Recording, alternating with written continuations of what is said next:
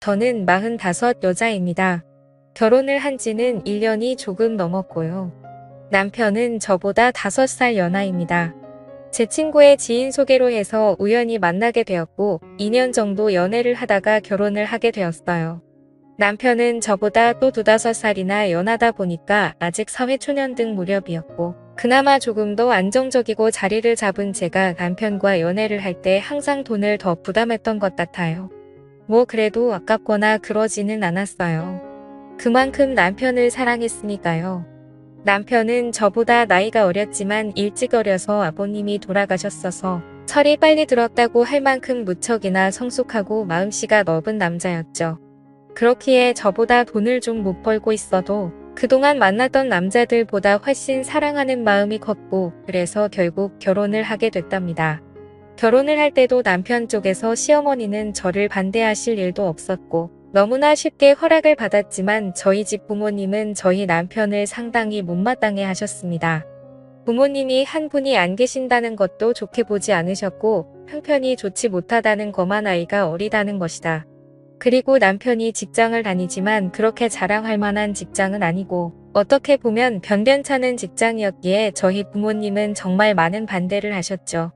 하지만 자식이기는 부모 없다고 하죠.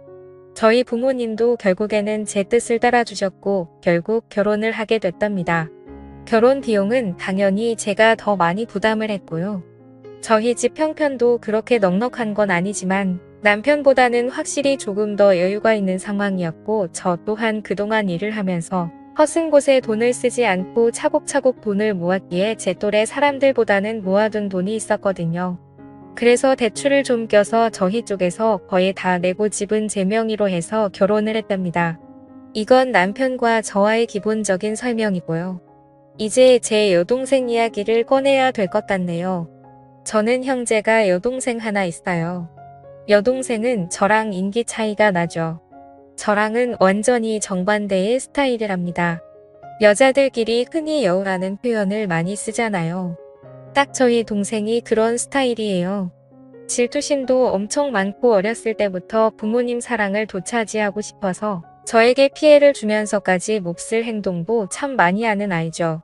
그에 비해 저는 여우보다는 공이 같은 스타일이라 동생이 그런 행동을 해도 알면서도 그냥 당해줬던 것들이 정말 많고 그냥 그런 모습도 귀여워 보였답니다. 그리고 나이가 먹으며 바뀔 거라 생각했죠. 하지만 여동생은 나이가 먹을수록 더 철이 없어졌고 자기 멋대로 했어요. 어렸을 때부터 남자친구를 사귀기 시작해서 틱하면 거짓말치고 집에 들어오지 않는 게 일상다방사였고 그래서 부모님 속도 많이 썩이고 대학에 가서는 남자를 잘못 만나서 애들 가진 적까지 있습니다. 그때 저희 집은 정말 난리가 났었죠. 고작 20살애가 그것도 자기랑 동갑내기인 남자랑 사고로 애를 만들어 왔으니까요. 부모님은 기가 찼고 그럼에도 저의 여동생은 조금을 미안한 기색도 없이 오히려 당당하게 그냥 지금 결혼하면 되지 않냐며 자기 인생이라며 오히려 부모님께 되들었었죠.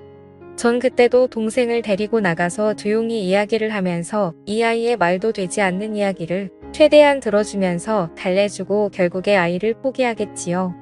그리고 이 아이 남자친구도 제가 만나서 다시는 저희 동생을 만나지 않겠다는 확기까지 들었답니다. 저 또한 정말 너무나 허강하고 동생한테 실망했지만 저희 부모님까지 동생한테 빈을 돌린 바다는 저라도 동생의 이야기를 들어주고 최대한 이 아이의 편이 되어줘야 한다고 생각했어요. 그렇지 않으면 정말 막무가내로 살 아이였으니까요. 여튼 그런 큰 사건도 겪었지만 그때 잠시 조금 철이 들었다는 착각만 들었을 뿐 동생은 계속해서 철없이 막무가내로 생활했어요. 성적도 좋지 않아서 지방에 있는 전문대를 들어갔었는데 거기서도 감신이 졸업을 하고 나와서 거의 1년 가까이는 부모님에게 용돈을 받으며 매일 술을 마시고 남자를 만나며 살다가 돈이 부족하면 저에게도 항상 용돈을 달라고 조르고 결국 제가 동생 손을 부여잡고 동생에게 진지하게 말을 한 후에야 직장에 들어갔습니다. 사무직 일을 하는 직장이 아니고 그냥 매장 관리 쪽에서 직원으로 들어갔죠. 별거 아닌 거였지만 전 그래도 동생이 이제야 자기 힘으로 뭘 한다는 것에 기뻤어요. 여튼 그렇게 이 아이도 조금은 달라지고 있구나라는 생각이 들 무렵 저는 연애를 하기 시작했고 당시 남편에게도 제 여동생을 소개시켜 주셨죠. 결혼까지 생각한 사이였으니까 당연히 제 여동생을 보여준 것이었고 여동생은 저희 남편은 되게 좋아했었어요.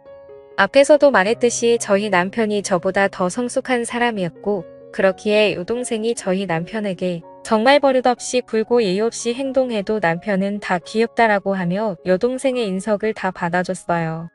그러다 보니까 어느 순간부터는 여동생이 먼저 저희 남편을 불러서 같이 놀자고 조르기 시작했고요. 저는 그래도 여동생이 저희 남편을 좋아하고 잘 따르는 것을 안 돌려고 남편 또한 여동생을 정말 귀여운 동생이라고 생각하는 것이 보여서 결혼 전부터 3명 종종 모여서 많이 놀았습니다.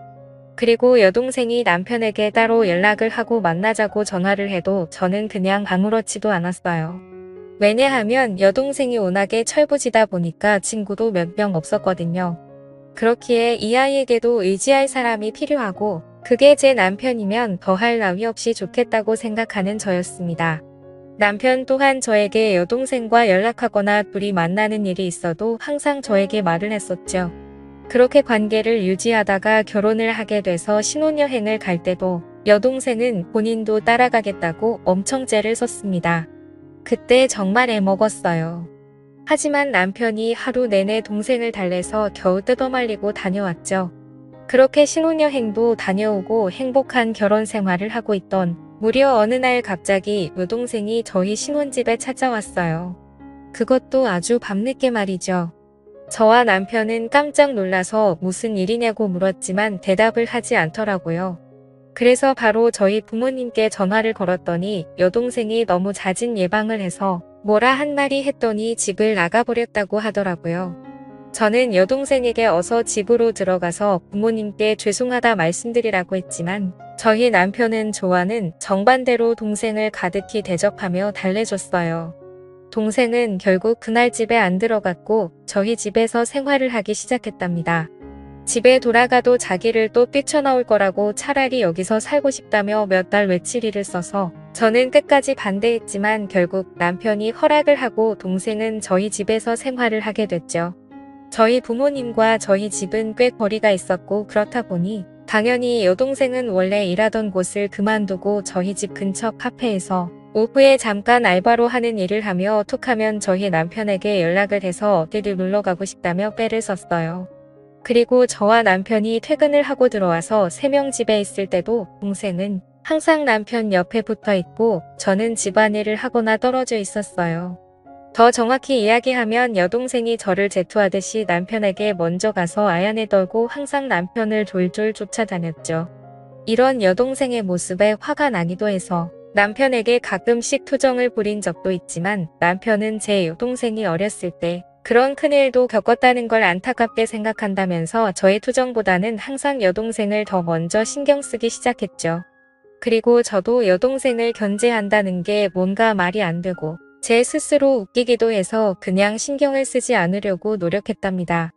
그러던 중에 제가 잠깐 3박 4일로 출장을 가야 될 일이 생겼어요. 그런데 뭔가 단둘이 집에 남겨두기에는 조금 그랬기에 여동생에게 그냥 이제 집에 돌아가라고 이야기를 했지만 당연히 제 말을 듣지는 않았고 남편도 그 주에 이미 바빠서 집에 늦게 들어올 것 같으니까 저보고 그냥 안심하고 다녀오라는 말을 했죠. 저는 그래서 한편의 불안감을 남겨둔 채 출장을 가게 됐습니다. 출장을 가면서도 계속 남편과 연락을 하면서 갔고 거기서 일을 보는 도중에도 틈틈이 연락을 했어요. 그러다 거기 일정이 예정보다 하루 일찍 마치게 되었고 그냥 거기서 하루 쉬고 올 수 있었지만 저는 바로 그날 출발해서 집에는 새벽에 도착을 하게 되었죠.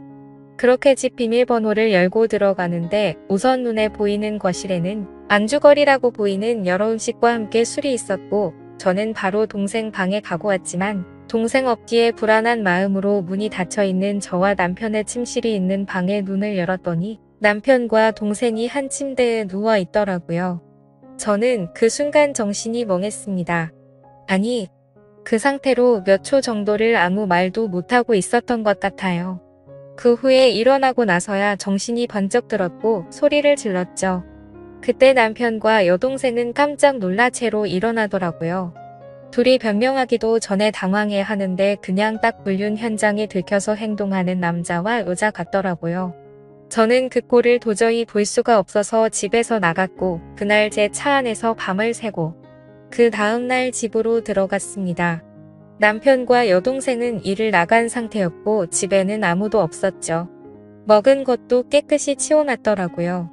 여동생과 남편에게는 계속해서 연락이 왔지만 그 연락은 무시하고 남편에겐 집 비밀번호 바꿔놨으니까 들어올 생각 말고 이용할 생각하고 있으라는 내용으로 카톡을 보내놓았고 동생에게 또 이 사실을 부모님께 다 말씀드릴 거니까 그 남자를 지지든 볶든 살림을 차리든 등 내 마음대로 하라고 카톡을 보내왔습니다.